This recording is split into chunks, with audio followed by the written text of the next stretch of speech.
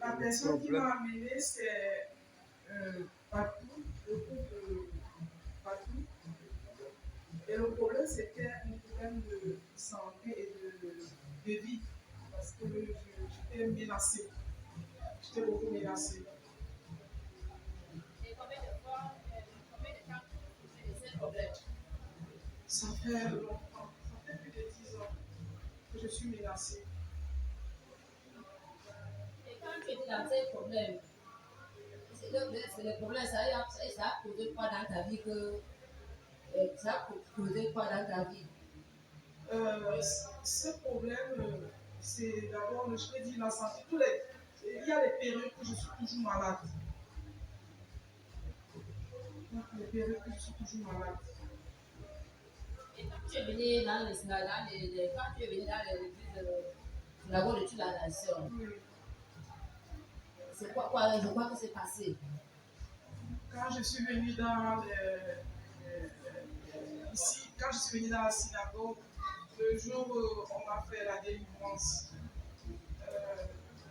ça s'est répercuté un peu sur ma famille, sur mes soeurs. Donc j'étais beaucoup menacée. Après la délivrance, j'ai ressenti beaucoup de choses. Et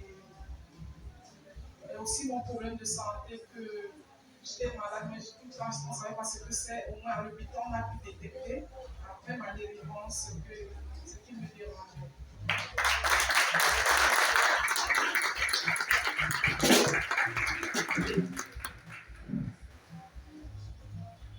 Bon, ma soeur, vous dites que avant la nuit de prière, vous ne saviez pas le corps sous 15. Dès que la prophétesse Sarah Geladine a prié pour vous, on a détecté ce que vous avez. Et qu'est-ce qu'on a détecté ce que vous avez? On a détecté que j'avais le rhumatisme. Alléluia. Alléluia. Et depuis que tu as été délivré, comment tu te sens maintenant? Ça commence un peu à aller. Ça commence un peu à aller. Je remercie aussi au Seigneur parce que le 17, après l'anniversaire, quand je suis partie d'ici, j'ai eu un accident juste à la montée de Tanorama. Un monsieur avec sa voiture a ramassé au moins 3 personnes. J'étais la 4e personne. Et j'ai épargné. Alléluia. Si je me souviens que le jour où la prophétesse était en train de vous délivrer, elle était en train de chasser l'esprit de mort. Alléluia. Donc il faut rappeler qu'elle chassait l'esprit de mort parce que la dame était condamnée à mourir. Donc elle est passée à la ligne de prière, la prophétesse a dit qu'elle chasse l'esprit de mort. Raison pour laquelle quand elle sort d'ici, elle fait un accident. Alléluia. Alléluia. Qu'est-ce que je peux dire à l'Éternel ce matin par rapport à ce qu'il a fait pour toi? Je lui dis merci pour la vie et la santé. Amen. Et aussi, je dis à beaucoup de personnes de ne pas se décourager et de continuer toujours avec l'Éternel, de ne jamais l'abandonner, de s'accrocher toujours à lui. Amen. Ouais. Je me sens bien. Amen. Amen. Merci ma soeur, merci pour la qualité et la parole de Dieu qui va de ta vie. Je vais encore prendre 2 témoignages. Qui est passé à la ligne de prière? Ok, maman, tu veux le dire.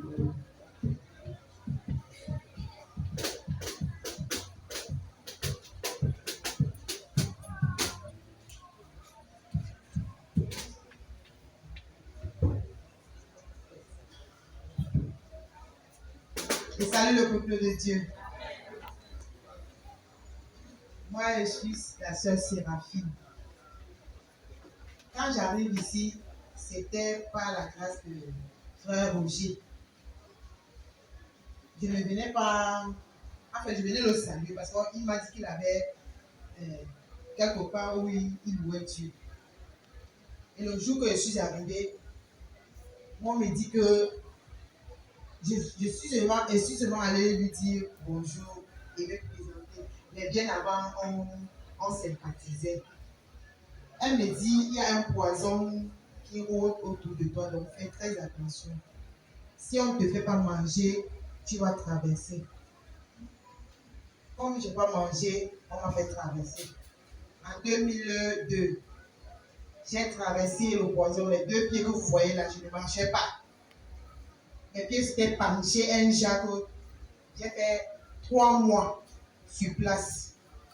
Mais comme Dieu est miséricordieux, me voici debout. Voilà d'abord sa première prophétie.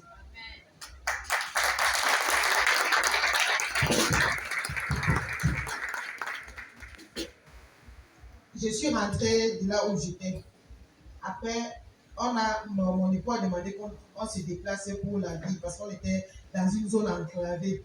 On arrive ici. Bon, c'est les affaires de Dieu vraiment. Parce que si j'étais encore là-bas, comme mon il avait dit, peut-être je ne devais plus être debout en ce moment. Elle a beaucoup travaillé sur moi. Mon a beaucoup vu sur moi que partout où je vais, on ne répète que la même chose, toujours les mêmes pasteurs. Jusqu'à, il y a une de mes belles-sœurs, une des petites sœurs de Papa Roger qui m'a dit, je vais aussi voir un des pasteurs de toujours de la même église. Il m'a toujours répété ce que mon m'avait dit. Vraiment, Seigneur, chers frères et sœurs en Christ, il faut qu'on croie au Seigneur. Ne croyons pas à l'église. Parce que moi, j'étais d'abord protestant, catholique. Après, quand je me marie, je rejoins mon mari chez les protestants. C'est de là que je quitte pour venir ici à Douala. Et quand je viens ici, je ne maîtrise pas trop la ville. Je me dirige seulement ici tout le temps. Donc quand vous me voyez là, je viens constamment. Il ne faut pas croire à l'église. Nous devons croire en Dieu. Et si on croit à l'église, on ne va rien faire. Nous devons vraiment croire en Dieu. Donc je bénis l'Éternel du fait que je suis encore debout, ainsi que toute ma famille. Amen.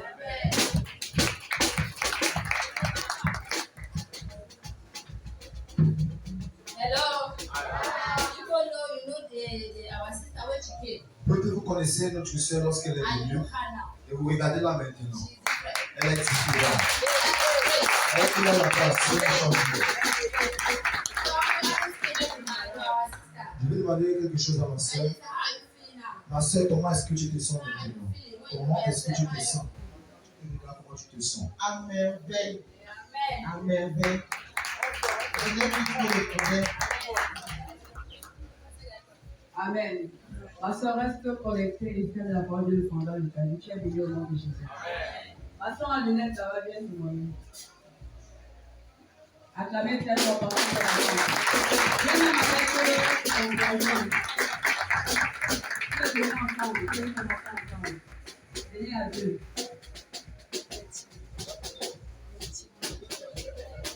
Mon frère, viens. N'aie pas honte. Viens.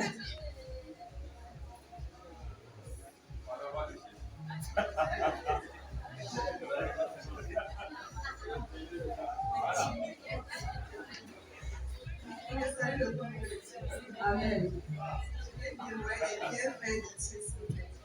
Moi, j'étais venue ici, j'avais un problème de trop d'attaques mystiques. Trop même, je ne dormais pas, j'étais trop attaquée. Et j'étais à la recherche du travail, tout était bloqué. C'était difficile. Maintenant, j'avais un dossier que j'avais déposé, mais qui était bloqué. Maintenant, j'étais arrivée ici en août. J'avais fait le premier dimanche. Mon il m'a fait. J'étais passée à la ligne de prière en fait.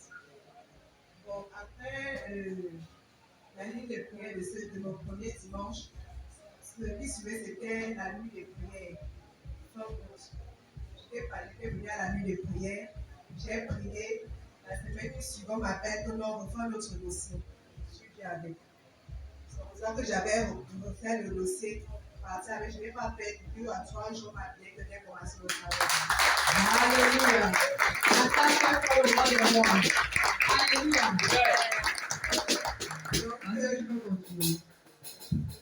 Donc, bon, je devais témoigner depuis mais trop de situations. Comme mon mari avait perdu son papa, donc je n'avais pas le temps de venir témoigner. Après ça, à l'entreprise, on avait tout le travail. Pendant les fêtes, ça n'était pas facile. Donc, je programmais témoigner la semaine prochaine, mais grâce à Dieu. Amen.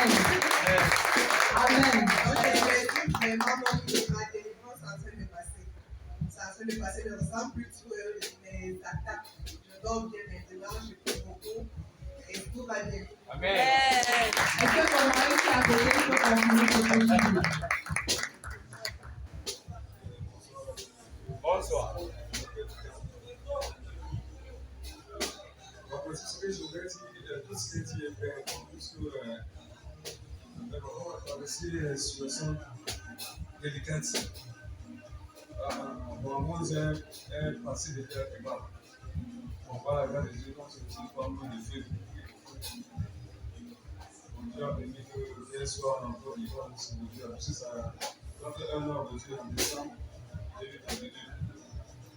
On a tellement souffert avec, il n'est pas la foi. Pas aussi comme la persévérance. Bon, c'est allé. Et quand ils sont arrivés ici, on parle à la conséquence que c'est pour c'est ici. Bon, Dieu a donc béni, Dieu est aussi bon. Voilà qu'il a mis en bon état. Amen. Amen.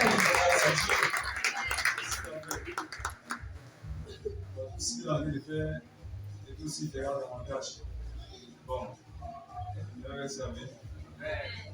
Ma soeur, avant que tu n'aies ce travail, quand tu étais au chômage, comment tu te sentais? Avant ce travail, là, je me sentais très mal. Parce que mon mari était tout seul. Et ça n'allait vraiment pas. C'était tellement difficile. On vivait les moments de souffrance avec. Très compliqué, mais c'est pas facile. Bon, maintenant, je rends vraiment grâce à Dieu. Et quand tu es passé à la ligne de prière, qu'est-ce que la servante de Dieu t'a dit? Elle m'avait dit, je suis libre. C'est ce qu'elle m'avait dit. Amen. Moi, je veux dire quelque chose. Le couple qui sont devant, ils sont venus de la commission, on a posé. Ils ont expliqué le problème. Je leur ai donné le mot de conseil que ça va aller, les choses vont changer. Elle peut seulement être connectée et à donner à Dieu. Dieu va aussi donner le défi de votre cœur. Je suis content parce qu'ils sont alignés de ce conseil et Dieu s'est manifesté dans leur vie. Et on sait quand Dieu se manifeste dans nos vies, ce n'est pas en vain. On continue à venir parce que le meilleur est à venir, on se marie à Dieu. Alléluia. Soyez bénis, merci pour avant de continuer, tu vas apporter les bougies, j'espère. Tu vas apporter les bougies. Vous avez apporté les bougies. Si tu n'as pas la bougie, demande à ton voisin la bougie. Alléluia.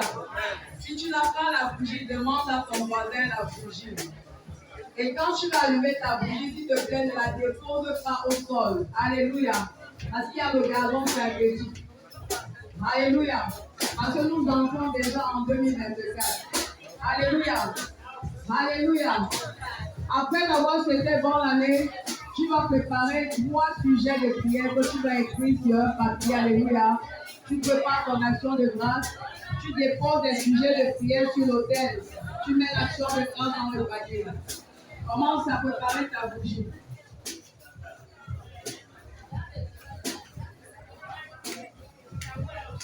Commence à préparer ta bougie. Si tu n'as pas de bougie, demande à ton voisin.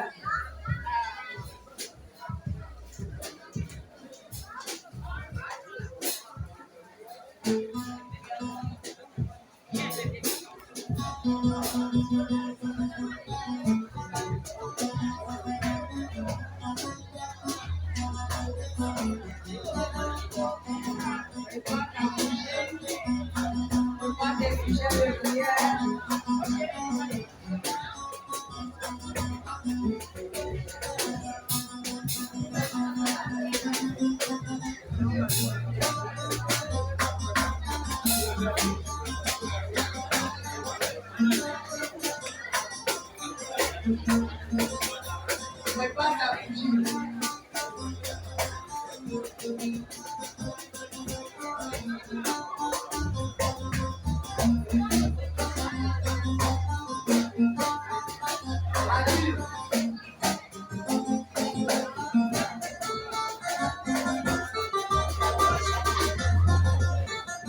Prépare ta bougie, s'il te plaît.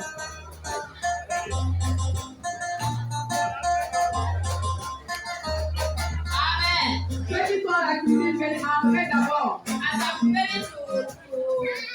Quand nous nous préparons, Quand nous nous préparons pour allumer la bougie, la bougie de la lumière, avant de l'allumer, avant de le faire, je vais donner le thème de l'année. C'est une année de réjouissance. Je vais faire une année de réjouissance. Une année de réjouissance. Et tout le monde va se réjouir avec toi. Tout le monde va se réjouir avec toi.